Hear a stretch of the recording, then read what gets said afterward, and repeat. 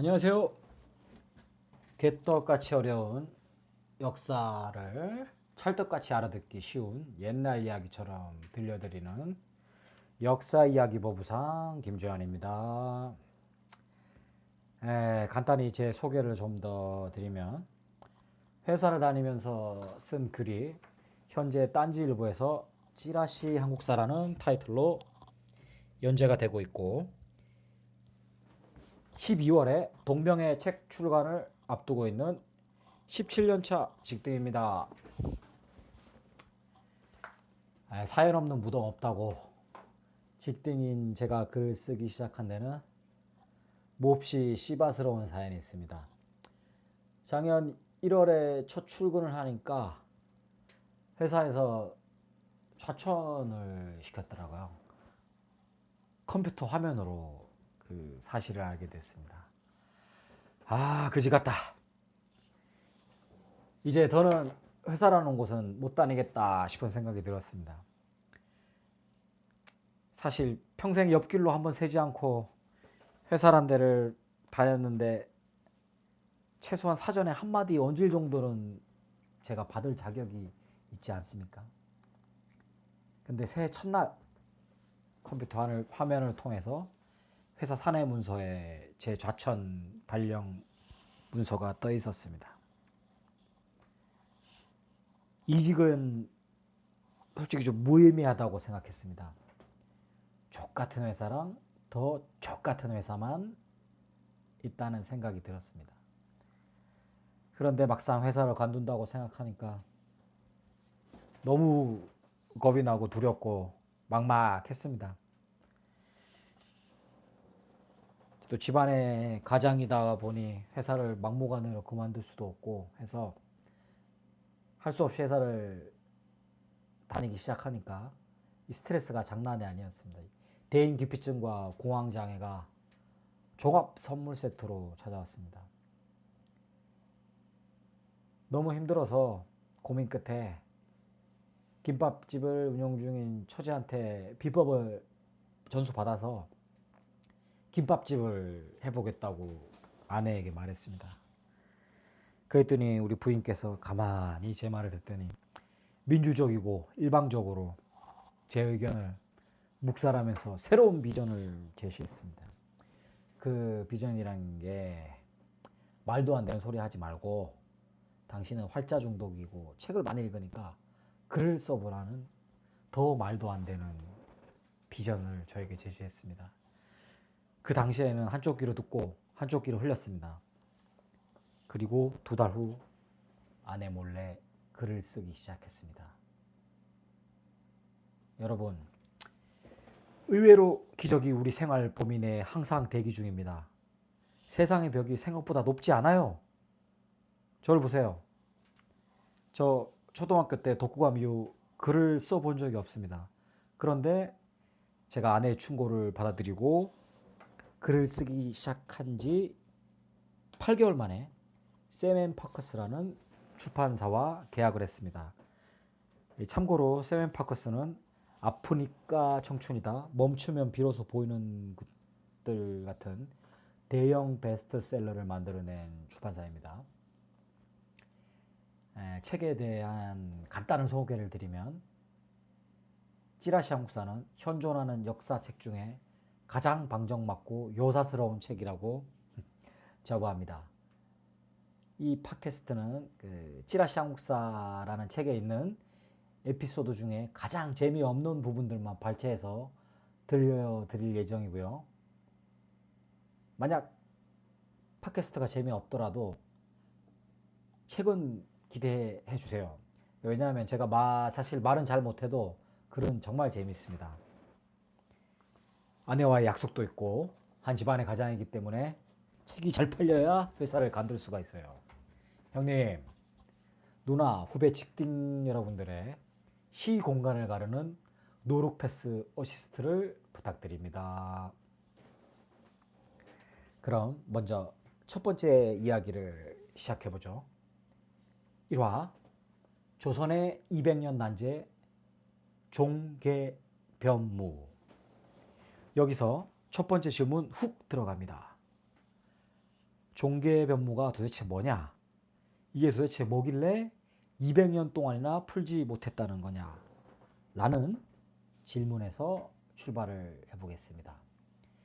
이게 먼저 사전적 의미를 보면 조선의 일대왕 이성계의 종계를 고쳐달라고 명나라에 요청한 사건입니다. 이게 뭔 소리냐고요? 한국말로 풀어드릴게요. 조선이라는 새 정부가 들어서고 나서 정치, 경제, 문화, 외교 등 각 분야에서 TF팀이 발동이 됐겠죠. 그중 외교부에서도 밤잠 설쳐가면서 여러 문서들을 확인하던 중 명나라 측 기록을 보고 깜짝 놀라게 됩니다. 태조 이성계가 이님의 아들이라고 명나라가 기록을 한 겁니다. 참고로 이성계의 아버지는 이자춘입니다. 그럼 이님은 누구냐? 고려 우왕의 채측근이에요. 조선은 전 정권인 고려 지우기의 한창인데 지금 이게 말이 안 되는 거죠. 전 정권의 핵심 인물 중 하나가 태조 이성계의 아버지로 둔갑이 돼 있었던 겁니다. 이건 뭐 우리나라 대통령이 천황의 아들이라고 지금의 중국이 기록하는 것만큼이나 어이없는 일입니다. 조선 정부에서도 가만히 안 있고 강력하게 항의를 했습니다.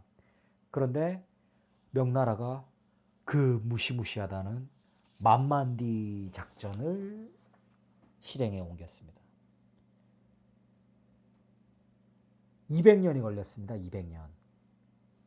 이 정도면 진짜 만만디의 끝판왕이라고 볼 수 있는데 이 외교문서 하나 고치는 게 뭐 그렇게 어려운 일이냐고 볼 수 있지만 한편으로 보면 이게 명나라의 신생국 길들이기 아니면 그냥 조선을 개무시하는 걸 수도 있죠. 그런데 여기서 반전이 있습니다. 이 어려운 종계 변무를 조선에 내놓으라 하는 사대부와 사신들이 무려 200년 동안 해결하지 못한 이를 중인 계급인 역관 홍순언이 해결을 합니다. 이 해결 과정이 전설의 고향 레전드 편만큼이나 재미있으니까 조금만 더 기다려주세요. 두 번째 질문을 던져놓고 셀프 대답을 드리고 나가야 되니까요. 역관이 도대체 뭐냐? 여기에 대한 질문에 대한 답을 드릴게요. 이 역관을 굳이 요즘 직업으로 치환을 시켜보면 그래도 제일 가까운 게 외교관에 가깝습니다. 그런데 이 시대의 외교관인 역관은 중인입니다. 중인. 상류층이 아니에요. 이때는 의사들도 중인이 시대였습니다. 여러분이 너무나 잘 아시는 닥터 허준도 중인이었으니까. 중인들 중에는 뭐 역관이나 의사 말고도 전문 기술직들이 많았고 이 중인들이 자기들만 이렇게 모여 사는 지구가 있었어요. 요즘으로 치면 뭐 실리콘밸리쯤 되겠는데 이 말이 나온 김에 조선시대 거주 지역에 대한 설명을 조금 더 드리겠습니다. 조선시대 상류층들은 북촌이라고 불리는 청계천 북쪽에 자리를 잡고 살았고 청계천 아래 남쪽에는 남촌이라고 해서 선비들이 모여 살았습니다. 그리고 북촌과 남촌 사이 청계천 일대에 중인들이 모여 살았는데 북촌과 남촌 사이에 끼어 사는 것도 서러운데 이것들이 천한 것들이라고 중인들 졸라 갈굼을 줬다고 하더라고요. 그래서 마치 이 중인들은 요즘 직딩들 같지 않나 이런 생각을 한번 해봅니다. 이런 숱한 갈굼 속에서도 우리 직딩들이 살아남듯이 중인들도 자신들만의 기술을 가지고 무시 못할 재산을 축적한 분들도 굉장히 많았다고 합니다. 이 중인들 중에서도 특히 역관들은 전문 지식을 가지고 막 해외를 돌아다니며 돈도 많이 벌고 명예도 얻고 했으니 요즘으로 치면 디지털 노마드의 원조격이라고 할 수 있겠네요. 여권이 되기가 굉장히 어려웠습니다. 이 신분의 차이의 문제가 아니라 시험 자체가 요즘으로 치면 외무고시 수준입니다.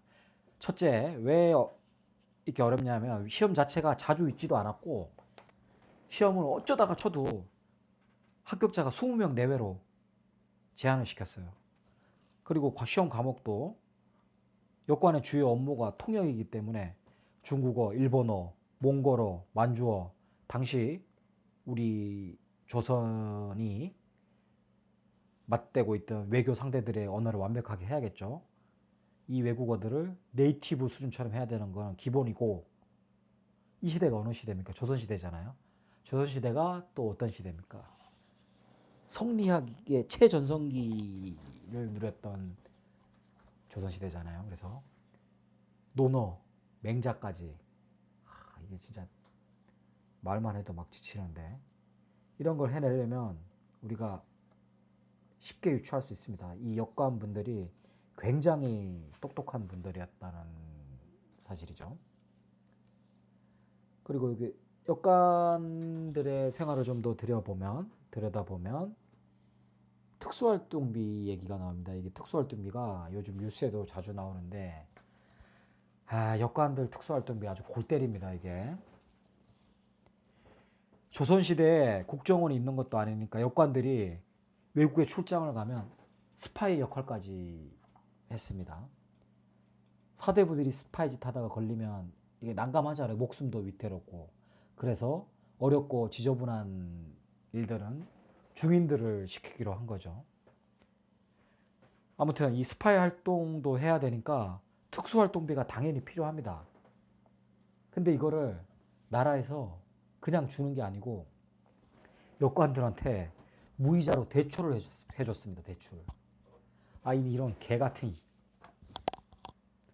아니 어떤 정권에서는 특수활동비로 막 지 옷도 사고 집도 사고 그러던데, 개인 사온 것처럼 쓰면서 역관들이 무슨 돈이 있다고. 뭐 나쁜 점이 있으면 좋은 다른 점이 분명히 있기 마련입니다. 이렇게 특수활동비를 대출을 해주다 보니까 상당히 흥미있는 무역업이 발달하게 됐습니다.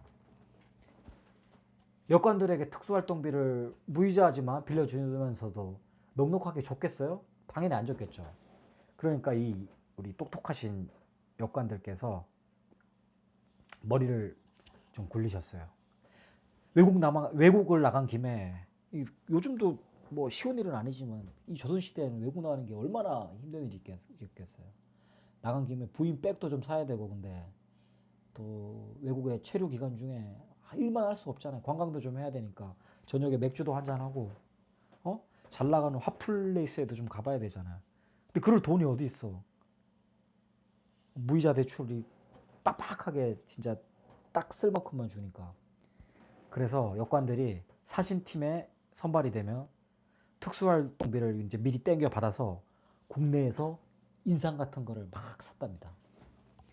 그리고 이게 들고 나가서 외국에다 파는 거예요. 고려 인삼이라고 해서 우리 인삼이 워낙 인기가 많으니까 뭐 꼭 인삼만 아니었겠지만 중국이나 일본 같은데 없는 물건들을 우리나라의 특산품 같은 거를 들고 나가서 무역업을 한 거죠. 보따리상처럼.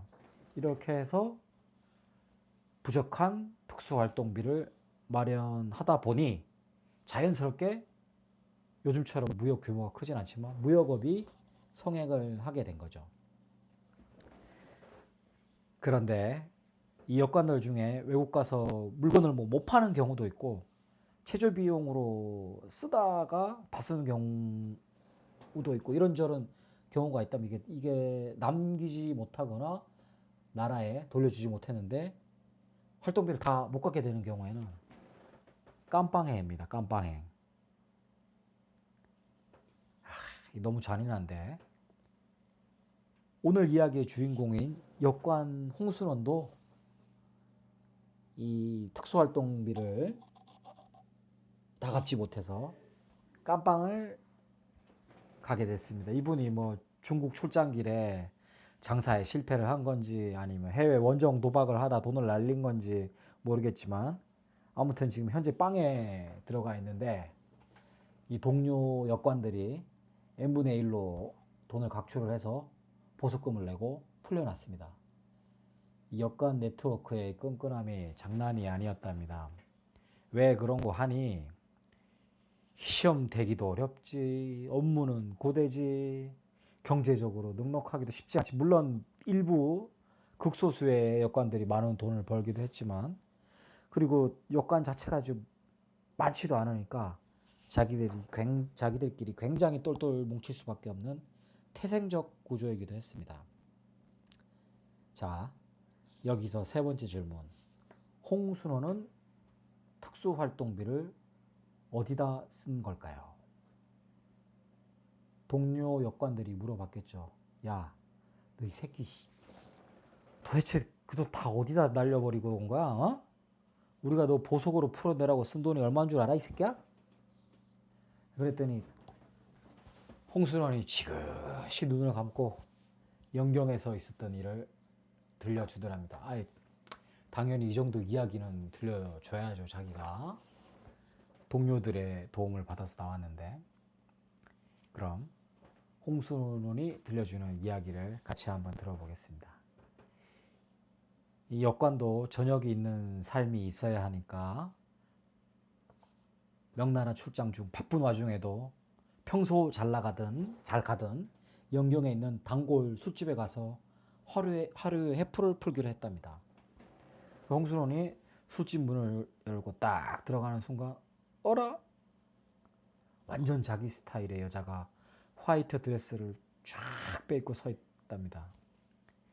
홍순원 이 양반이 성격이 오지랖도 넓고 좀 유들유들한 성격이고 하니까 친하게 지내던 술집 사장을 불러가지고 뒷돈도 찔러주고 기름칠을 하면서 저 여자 오늘 꼭 내 방으로 좀 들여보내달라, 얘기 좀 하고 싶다, 이렇게 했습니다. 근데 잠시 후 여자가 들어오긴 들어왔는데 이게 보니까 옷이 화이트 드레스가 아니고 소복입니다. 소복. 홍순원이 깜짝 놀라서 이게 뭔 일이냐고 물어보니까 이 명나라 여인이, 소복을 입은 여인이 자기 부모님은 원래 잘 나가던 명나라 관리였는데 누명을 쓰고 돌아가셨답니다. 하루아침에 고아가 돼버린 거예요. 갑자기 고아가 되니까 뭐 수중에 돈도 땡전 한 푼 없지, 부모님 시신도 처리할 데도 없지. 이 부모님 시신을 그냥 타양에다가 묻어두기도 싫고 고향으로 모시고 싶었던 거죠. 그래서 고향 갈 여비를 마련하기 위해서 알바를 뛰기로 한 첫날이었답니다. 이 술집에서. 홍수는 이 양반이 성격은 시원시원하고 또 유돌유돌한 면도 있는데 심성이 또 착했어요. 자기는 이제 다른 데 가서 술 한잔 하고 마시고 오겠다고 하고 이 여인을 그 방에서 하룻밤 쉬라고 했답니다. 그리고 자기는 나가서 술을 이제 질펀 쳐마시고 온 거, 쳐드시고 온 거죠. 다음날 술집을 다시 찾아옵니다. 홍수는 이 양반께서. 그리고 이제 잘난 칙질의 연속이 시작되는데 재밌습니다. 술집 사장이랑 명나라 여자를 이렇게 부릅니다. 아, 내가 고향 갈 돈 넉넉하게 주겠다. 이런 데서 일하지 말라. 당신 같은 여자는 이런 데가 있을 때가 아니다 하면서 돈 뭉치를 툭 던져주고 한마디 말도 없이 멋있게 돌아섰답니다. 이 던져준 돈 뭉치가 특수활동비입니다. 그 명나라 여인이 너무 고맙다고 이름이라도 좀 알려달라고, 언젠가 내가 은혜를 갚을 일이 있을 것이다 했는데 홍수는 이 양반이 여기서 더 오죽 갖은 폼을 다잡으면서 이름은 알아서 뭐 하겠냐, 평생 보지도 못할 텐데 난 그냥 홍가다, 홍가, 조선의 역관 홍아무개다 하고 빨리 딴 생각하지 말고 이거 내가 준 돈으로 어머니 아버지 고향 모시고 와서 장례 잘 치러라 하고 이제 돌아왔답니다. 대단하죠. 홍순원의 얘기가 끝나니까 여관 동료들이 내 돈 내놓으라고, 너 같은 새끼는 빵에서 더 썩어야 된다고, 그래야 정신 차린다고 뒤통수를 마구 후려갈겼다는 확인되지 않은 에피소드가 전해진답니다. 자, 시간은 흘러 그렇게 10년의 세월이 또 흘렀습니다. 사고는 중간에 한번 쳤지만 좋은 경력을 쌓고 짬밥이 쌓인 우리의 주인공 홍순호는 명나라로 가는 종계변무 TF팀의 수석 역관으로 발탁이 됐습니다. 수석 역관이면 이게 뭐 좀 되게 좋을 것 같은데 이때 지금 큰일이 일어났습니다. 조정에서 이때 임금이 선조였는데 조정에서 200년 동안 종계변무 프로젝트가 실패한 원인이 역관들이 통역을 족같이 해서 그렇다고, 이번에도 미션 실패하면 수석 역관을 차명시키겠다고 최종 결정을 내렸답니다. 아니 이게 무슨 말도 안 되는, 총체적 외교력 부재거나 명나라가 그지 같은 거지 역관 통역 문제였겠습니까 이게. 상황이 이러니 우리의 주인공 홍순호는 심신이 졸라 불안한 공황 상태에서 명나라 출장길에 올랐습니다. 조선시대에 사신다는 명나라에 도착하며 첫 번째 일정이 북경에 있는 동학묘 방문입니다.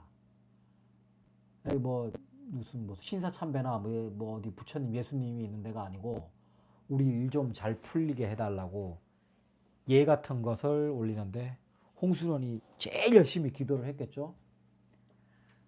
첫날 일정은 이제 가볍게 마치고 둘째 날 일정을 시작하기 위해서 사신단 일행이 숙소로 돌아왔는데 호텔 로비에서 직원이 홍순원을 급하게 찾더랍니다. 명나라의 예부신랑이 미스터홈을 찾는다고, 빨리 503호로 가보라고. 조선 사신단은 난리가 났습니다. 이게 굉장히 이례적인 외교 관례입니다. 예부신랑이면 명나라 외교부 차관급인데 외교부 차관이 조선의 역관 나부랭이를 찾아올 일이 없는 거죠. 볼 일이 있으면 역관을 부르거나 진짜 최상의 예를 갖춘다면 명나라 외교부의 인턴 정도를 보내서 야 홍순원 데리고 와 이렇게 할 수 있는데 말이죠. 홍순원은 혹시 내가 기억 못하는 사고 친 게 있나 옛날에 명나라 출장길에 하면서 예부신랑이 있는 방 503호로 튀어갔습니다. 홍순원이 심리적 공황 상태로 고개도 못 들고 있는데 명나라 예부신랑이 의외로 너무나 친절한 목소리로 말을 했습니다. 홍대인은 내 부인의 평생의 은인입니다. 편히 앉으십시오 하더랍니다. 홍순원이 이게 뭔 소린가 싶어서 고개를 드니까 명나라 예부신랑이 있고 그 옆에 그의 부인으로 추정되는 엄청난 미모의 기부인이 앉아 있었습니다. 네, 맞습니다. 맞고요. 이 여자가 10년 전에 홍순원이 특수활동비 털털 털어서 고향으로 보내준 드레스 코드 화이트의 그 여자입니다. 이 여인이 명나라 예부신랑의 부인이 된 겁니다. 됐어요. 됐어. 세 사람은 이제 막 술잔을 기울이면서 그동안 어떻게 살았냐, 안부도 묻고 뭐 애는 몇 명이냐 이런저런 얘기를 하다가 우리의 주인공 홍순원이 술 기운을 빌려서 사실 내가 고민이 좀 있다. 종교 변무 때문에 내 모가지가 지금 달랑달랑한다. 방법이 있을 것 같은데 내 입으로 말하기도 참 그렇고 명나라 예부신랑이면 해결이 될 것 같은데 하면서 이렇게 말을 흘렸죠. 그랬더니 예부신랑이 이렇게 웃으면서 걱정하지 마라. 그런 거 일도 아니다. 홍대에는 남은 일정 그냥 마음 편하게 관광이나 하면서 놀다 가라고 했답니다. 이게 야구만 모르는 게 아니라 세상 일 진짜 모릅니다. 2달 걸렸습니다. 200년 동안 풀지 못하던 조선의 난제 종교 변물을 해결하는데 걸린 시간입니다. 홍순호는 당장 내일 목숨 걱정하던 처지에서 일약 조선 외교의 영웅이 됐습니다. 이런 거를 두고 특수활동비 사용의 좋은 예라고 할 수 있겠네요. 홍순원이 조선으로 돌아가는 귀국길에 이 귀 부인이 선물을 해줬는데 이게 또 진짜 정성이 들어가 있습니다. 정말 고마웠나 봅니다.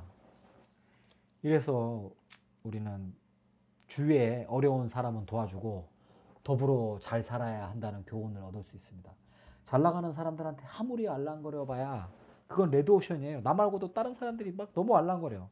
근데 지금 당장 어려움을 겪고 있는 사람들한테 내민 따뜻한 손길은 블루오션입니다. 딴 사람들 안 쳐다보거든. 아무튼 이 부인이 준 선물이 뭔고 하니 비단 백필에다가 손수 한 땀 한 땀 정성을 담아서 보은이라는 글자를 새겼답니다. 보은. 금이 한양을 했죠. 그야말로 이 사신단은. 사신단이 조선으로 돌아오니까 선조가 얼마나 기뻤는지 이 사신단 중 19명을 뽑아서 광국공신으로 정했습니다. 근데 이 19명 중에는 우리가 많이 들어본 이름들이 있는데 정철, 유성룡, 장난 아니죠. 근데 중인, 역관 중에는 유일하게 홍순원이 리스트업 이름 올렸습니다. 근데 당연하죠. 이거 홍순원이 다 한 건데 뭐. 네, 여기서 끝난 게 아니고 역관으로는 오를 수 없는 지위인 우림위장에 임명을 했는데 이 조선의 꼴통 대신들이 졸라 반대를 했답니다. 이거 안 된다. 역관한테 중인 나부랭이한테 이런 걸 줄 수 없다. 근데 선조가 밀어붙여서 자기 의견을 관철시켰답니다. 그러니까 보면 큰일인데 이거 너무 명예직만 주는 거 아니냐 싶은데 당연히 돈, 재물 따라왔습니다. 그 중에 부동산이 있었습니다. 부동산. 홍순호는 중인이라서 초반부에 말씀드린 대로 청계천 근처에 살았습니다. 이 부근 땅을 선조가 줬습니다. 홍순원의 인생 역전 스토리는 사실 지금 들어도 신기한 이야기인데 그 당시 조선에는 얼마나 난리가 났겠어요. 중인이나 천민들에게는 홍순원의 일거수일투족이 화제가 되었고 선망의 대상이 되지 않았겠습니까? 그래서 홍순원이 선조로부터 받은 땅에다 집을 짓고 명나라 외교부 차관의 부인이 자기가 목숨을 구해준 그 여인이죠. 그 준 비단 선물 중에 하나를 대문에다 딱 걸어놓고 이제 자랑을 했답니다. 이게. 근데 아까 말씀드렸듯이 비단의 보은이라는 글이 적혀 있었잖아요. 그래서 이걸 보고 사람들이 홍순원의 집이 있는 그 일대를 보은단동, 보은담돌 뭐 이런 식으로 불렀다고 합니다. 동네 애칭처럼 실리콘밸리 뭐 이렇게. 근데 이게 한자음의 변형을 거쳐서 세월이 지나서 오늘날의 미동이 되었답니다. 서울 서대문구 미동이죠. 미동에는 딴지일보 본사도 있지만 그 옛날 조선의 200년 외교난제 종교 변물을 해결한 역관 홍순원이 살던 곳입니다. 이상으로 찌라시앙사 첫 번째 시간을 마무리해야 되겠습니다. 내일 출근 준비해야 됩니다. 아직 씻지도 못했는데. 잘 나가는 어떤 연예인이 TV 프로그램에서 한 얘기인데 이게 뭐 직장을 비꼬는 얘기가 아니고 정말 존경의 의미를 담아서 이렇게 얘기를 하더라고요. 제 기억에 굉장히 인상적으로 남았던 말인데 직장인 여러분이 이 세상에서 가장 힘든 일을 하는 것 같다.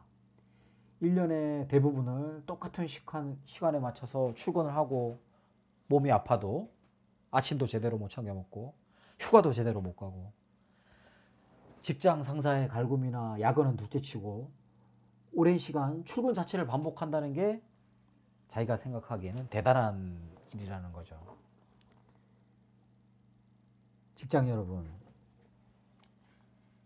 우리는 새우잡이, 참치잡이만큼이나 극한 직업인 직장 생활을 오늘 하루도 잘 버텨냈습니다.